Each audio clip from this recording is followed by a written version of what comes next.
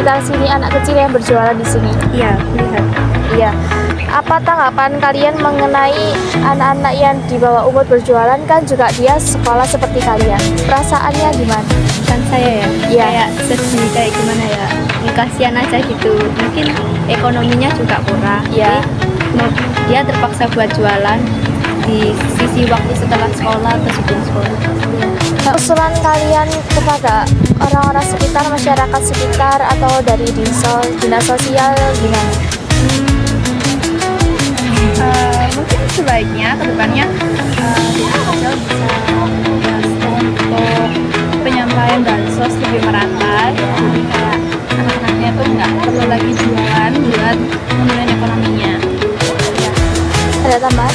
mungkin sebaiknya orang-orang itu juga nggak kayak melihat sinis ya kak. Iya, Kan mungkin karena betul. anak kecilnya juga ya gitu mereka jualan, jadi pasti tanggapan orang-orang melihat dia itu sinis kayak ngapain sih lu jualan gitu. Iya, betul. Sebelumnya kakak sudah pernah lihat ya anak-anak yang jualan di sini? Iya, sebelumnya sering sih kalau jualan kayak gitu. Kadang nggak hanya makanan ya, kadang mainan kayak gitu sih. Banyak kak yang jual atau cuma satu? Nggak, kalau waktu itu tergantung sih. Kalau malam dia makin banyak, apalagi kalau long weekend tuh. Kalau weekend dia makin banyak. Tapi kalau pagi, siang seperti ini dia itu lebih cenderung paling cuma 1-2 sih. Kadang pun kayak sekarang ini kan nggak ada nih kayak gitu. Dia lebih sering malam.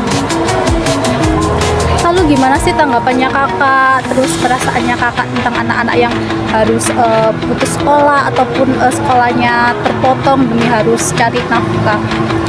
Benar, seharusnya sih kalau usia masih harusnya sekolah ya, menempuh pendidikan tuh seharusnya wajib kita 9 tahun ya.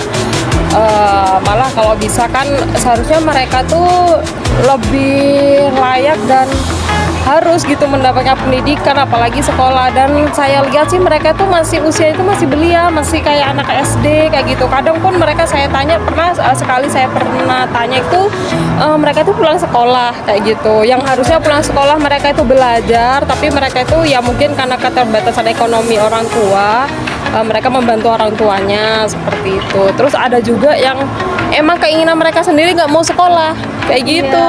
Jadi itu sih tergantung sama orang tuanya juga sih ya, support mereka atau enggak. Padahal kalau misalnya sekarang pun kalau terkait dengan sekolah pendidikan itu kan pemerintah sudah menggratiskan gitu ya. Jadi tergantung dengan orang tuanya sih kayak gitu. Miris sih sebenarnya ya lihat anak-anak yang masih wajib sekolah gitu tapi harus berjualan gitu. Kasihan gitu. Haknya yang harus hilang ya kak, Benar. cukup ekonomi. Lalu kalau kakak disuruh kasih usulan apa sih yang akan kakak berikan buat pemerintah? Oke, kalau menurut saya sih mungkin kolaborasi pemerintah dengan dinas sosial dan lebih ke anak-anak yang di sini tuh lebih kita tampung gitu, kita sosialisasi bareng-bareng, kita kumpulkan jadi satu. Kalau bisa dengan orang tuanya sebenarnya Dibina ya? dibina, disosialisasi gitu. Jadi mereka itu benar-benar diarahkan gitu. Bapak kan di sini kan sebagai tukang parkir. Ya, bagaimana tanggapan Bapak terhadap anak-anak yang berjualan di sekitar mall sini? Kasihan Ya kasihan. kecil langsung cari uang itu dia nggak tahu orang tuanya gimana, nggak tahu. Iya. Tapi pernah sampai dijemput tapi anaknya nggak mau pulang, Nggak mau pulang. nggak tahu kenapa, nggak Oh, jadi anaknya sampai nggak mau pulang di rumah, mending di sini tidur di kerja. sini. Oh tidur. Iya. Sampai tidur juga. Sampai dijemput katanya tetangganya ini orang yang terus Nggak ngurus. ya gitulah. Iya. Sampai tetangganya yang bingung nggak pulang 2 hari itu tetangganya di sini. Oh, berarti anaknya nggak sekolah ya Pak ya? Iya. Oh. Bapak kasihan nggak? Ya, Apa? kasihan sih sebetulnya. Saya kan masih ya juga Iya. sini. Oh. Bapak punya usulan nggak buat pemerintah atau dinas apa buat menanggulangi anak-anak yang jualan? di sini? Sebenarnya kalau daripada di jalan-jalan mending dikasih kegiatan seperti buat apa karya seni lah maksudnya. Iya. Nah, baik. Oh, seperti itu. Ya, tidak sama Iya. tidak ada. Iya. Ya daripada kerja gitu ya maksudnya. Iya. Baik. Oh, gitu. Kan nggak keterampilan. Iya. Oh. Bapak berarti sering melihat atau setiap hari atau gimana? Ya kalau beberapa hari nggak kelihatan. Kalau kelihatannya di hari apa kira-kira? Biasanya sore. Sore, Sabtu, Minggu atau? Ah, itu. Oh, gitu. Kayaknya sore. Ya. Sore. Iya. Kalau siang jarang. Saya kan datang habis asar gitu baru datang. Ya udah yang antarkan. Oh, gitu. Bentor gitu. Oh, naik bentor. Oh, Ya, 3 dan 4. ya. Baik, Bapak. Terima kasih. Kalau dari institusi rehabilitasi di kami ini kan ada shelter deh, ada apa namanya rumah singgah atau tempat penampungan sementara. Jadi kalau untuk tempat penampungan sementara sesuai dengan kewenangannya kabupaten kota itu kita bisa memberikan pelayanan itu maksimal 7 hari. Nah untuk anak-anak yang bekerja di jalanan ketika kita kan nggak melakukan penjangkauan itu sendiri, tapi kita juga kerjasama itu juga dengan instansi lain seperti Satpol PP misalkan, karena Satpol PP itu yang memiliki tusi atau kewenangan dalam hal penegakan terantibung gitu, terantibung penertiban apa terantibung ketertiban umum intinya gitu gitu sama dengan apa juga sama dengan penegakan perda juga gitu, itu ranahnya Satpol PP, sehingga dalam hal penjangkauan anak-anak jalanan itu biasanya dilakukan oleh Satpol PP. Setelahnya nanti upaya rehabilitasinya itu masuk ke kami, ke bidang kami. Nah itu nanti akan ditempatkan di shelter. Shelter kami itu biasanya dimasukkan ke camp assessment. Nah di camp assessment itu nanti akan kami tempatkan sesuai dengan dia sudah berapa kali terjaring. Ketika misalkan baru 1 kali terjaring, itu biasanya 3 hari di camp assessment itu akan diberikan layanan rehabilitasi berupa penyediaan sandang, permakanan 3 kali sehari, kemudian juga nanti akan ada asesmen dari petugas sosial, petugas pelayanan sosial di sana, terus ada activity daily living, apa namanya, melatih mereka untuk bisa ini ya, bisa berini lagi gitu loh, terus selama 3 hari di sana, setelahnya itu nanti akan kami pulangkan. Ketika kedua kali itu juga 3 hari di sana, tapi dijemput itu harus dengan dengan keluarga, kemudian juga dengan aparat RT RW sesuai dengan domisili yang bersangkutan. Setelah lebih dari itu, ketika sudah lebih dari 2 kali tadi, itu biasanya nanti akan kita rujuk. Nah, yang jadi pertimbangan itu juga biasanya kita akan cek dulu nih identitasnya dia ini identitas mana. Kalau misalnya memang identitas Kota Malang, itu bisa kita langsung rujuk nih, entah itu ke PT PSBR misalkan Bina Remaja di provinsi, di PSBR itu kan ada di Blitar, ada juga di Jombang. Kalau yang biasanya kita bisa ini ke dua-duanya sih, tergantung nanti kuotanya tuh ada di mana gitu kan. Nanti di sana mereka dapat pelatihan nih selama 6 bulan. 6 bulan itu pelatihan itu sesuai dengan minatnya mereka mau di mana. Kalau misalnya laki-laki itu biasanya kan ada otomotif, ada elektro dan lain sebagainya. Kalau yang perempuan kan biasanya kayak ada tata rias, tata kecantikan gitu ya, tata boga. Nah setelah itu nanti mereka diberikan toolkit. Itu untuk yang bisa kita intervensi ketika identitasnya diketahui warga Kota Malang. Tapi ketika dia di luar Kota Malang, itu akan kita pulangkan sesuai dengan domisili.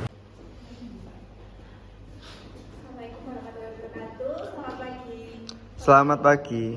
Bapak Ibu selaku dosen pengampu mata kuliah Kewarganegaraan 2 dan teman-teman yang telah hadir pada pagi hari ini. Di sini saya akan mempresentasikan hasil kerja kami dan hasil wawancara dan diskusi kelompok kami. Kami mengambil tema yaitu eksploitasi anak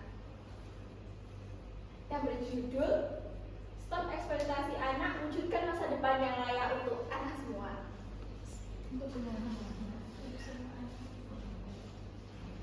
Dengan kelompok kami, yang pertama adalah saya sendiri, Melanie Aurea Putri dengan NIM 136.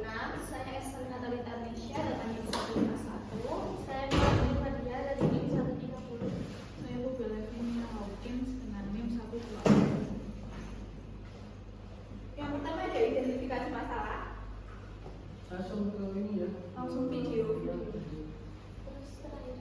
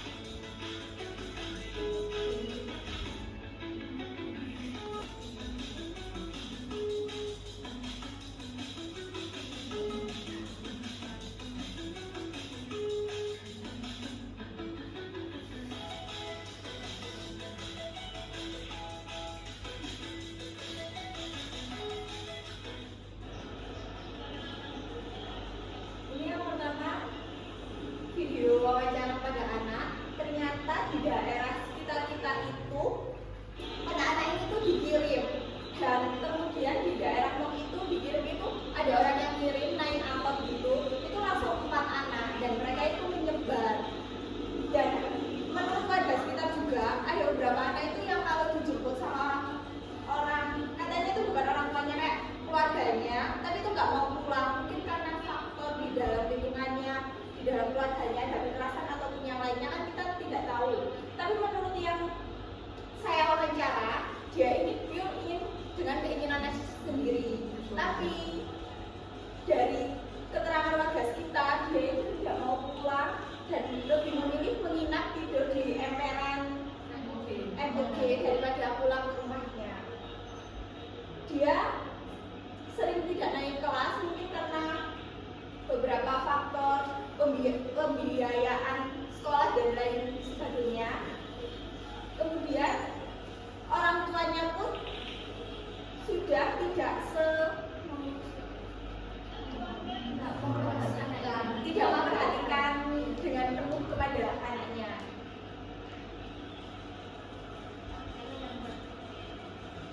Ada yang di depan Mong, tapi waktu kita cari itu anak-anaknya menghilang entah kemana. Tapi menurut warga yang diwawancara pasti itu ada, tapi itu biasanya waktu malam banyak sore malam gitu, soalnya siangnya mereka sekolah.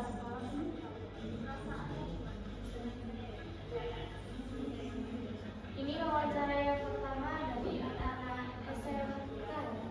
Dari anak SMK itu tanggapan dari mereka ya kasihan karena kan sepantaran sama mereka. Jadi kalau lihat anak-anak yang berjualan itu merasa iba atau merasa kasihan melihatnya. Terus ada usulan dari mereka bahwa bansosnya lebih merata dan kita sebagai pengunjung juga bisa membantu dengan membeli jualan mereka, yaitu atau makanan ataupun jualan isu biasa kue.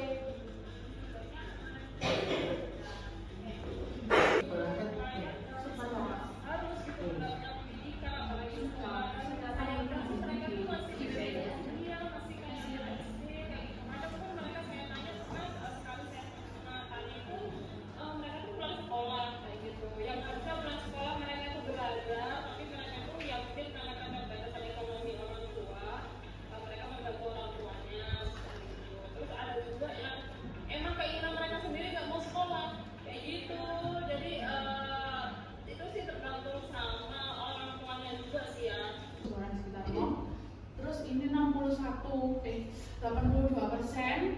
pernah melihat, yang 18-nya nggak pernah. Terus yang ini orang-orang, menurut orang-orang itu seharusnya anak-anak berjualan di tempat pengusul Timok apa tidak, dan 54,1% itu menjawab tidak, tapi beberapa dari mereka itu menjawab iya dan tergantung situasi juga.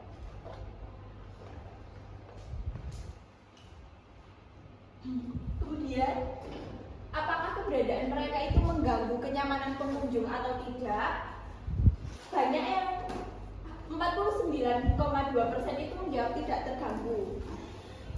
Tapi memang mereka itu sebetulnya tidak cukup mengganggu. Mungkin hanya orang-orang itu merasa kenapa umur segini tuh harus berjualan. Apalagi ada yang sampai kumuh gitu, mungkin karena emang nggak pulang anaknya. itu. Ini laki-lakinya siapa? Dari kampung warga yang kesulitan. Kemudian beberapa anak yang sudah terjerat tersebut itu di rumah singgah itu mereka belajar keterampilan Pak. Seperti otomotif untuk yang laki-laki, perempuan itu diajari menjahit, memasak, dan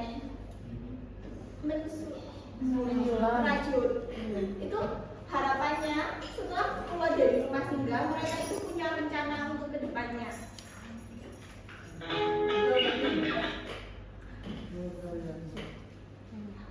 Sejauh ini tidak Bapak, karena mereka setelah dikeluarkan mereka kembali turun ke jalanan.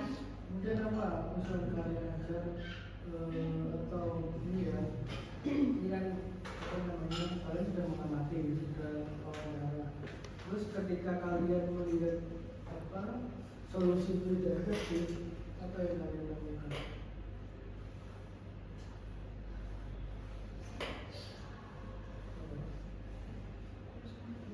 Ya, direncanakan tindakannya apa?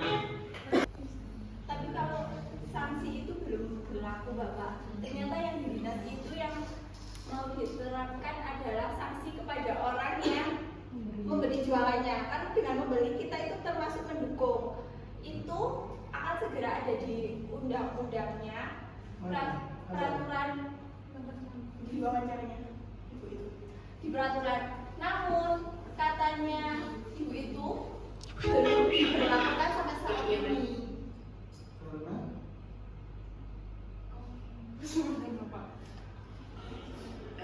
Provinsi di PSBB itu kan ada coba biasanya kita bisa ini ke dua-duanya sih, nanti program itu di sana mereka ada pelatihan di selama 6 bulan. Dan itu pelatihan itu sesuai dengan nanti mereka mau di mana. Misalnya itu biasanya ada otomotif, ada elektronik dan sebagainya. Namanya contohnya misalnya ada namanya sertifikat gitu ya.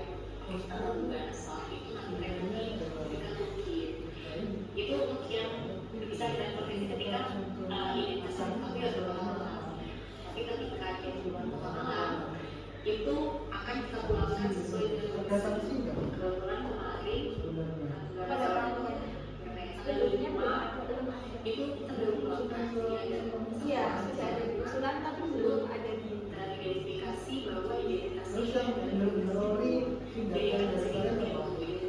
Kalau poster kan hampir semua ya, kelompok itu pasti poster. Apalagi kemarin kelompoknya Joko, poster juga. Nah, untuk kalian apa? Jangan sama kayak dengan teman-teman yang lain. Kalau mungkin jadi Bobi juga bilang kayak efektif apa kayaknya kalau poster tadi. Terus apa yang efektif untuk kelompok ini? dari kelompok itu pembinaan langsung kepada orang tuanya dulu Pak. Gimana caranya, mekanismenya? Mekanismenya berarti kita itu harus ada anaknya yang membuka suara tentang orang tua atau siapa yang membawa mereka ke tempat tersebut. Namun dari berbagai wawancara itu anak-anak sering menutupinya Pak. Ya seperti kayak bilang ini keinginan saya sendiri, membantu soalnya membantu orang tua gitu Bapak. Biar anak-anak itu nggak ke situ lagi, gimana caranya? Orang tua bisa nol ya. Iya. Yang anak-anak dijual. Iya. Kemarin sudah Bapak sudah naruh surat pengantar, tapi belum ke manajemen mall, tapi belum di minimal atas jangan minimal satpam yang di situ kan bisa. Bisa setiap hari mereka kan juga melihat kan. Mereka nggak berjualan di dalam mall itu kan, tapi kan itu juga termasuk lingkungan mall. Meskipun tidak ke dalam. Kan misalnya kalian bisa wawancara dengan apa terus parkirnya kan itu banyak parkir yang di rumah kemudian yang di ini sih yang paling sering kan di belakangnya itu kan nah kalian bisa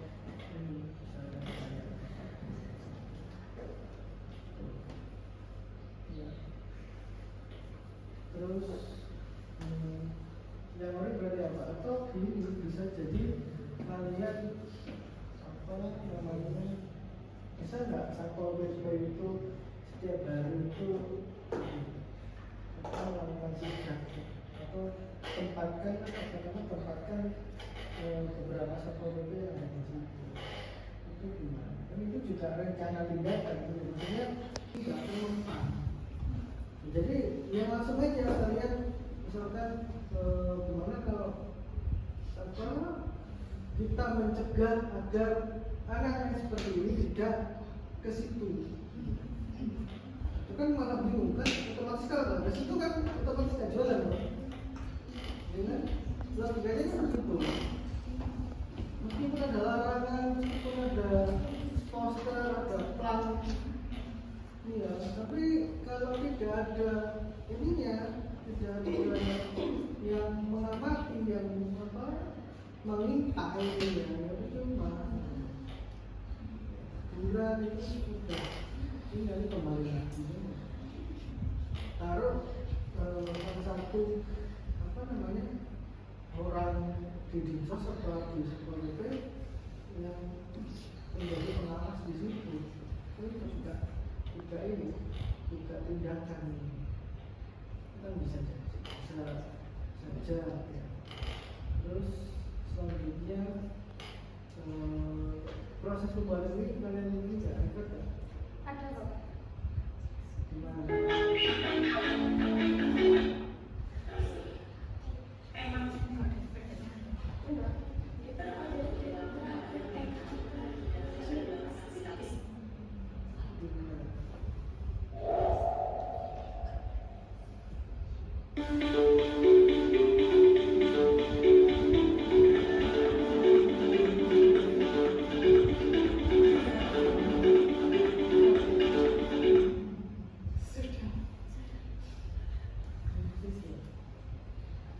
Selain kalau apa namanya buat video harus proporsinya harus sama ya.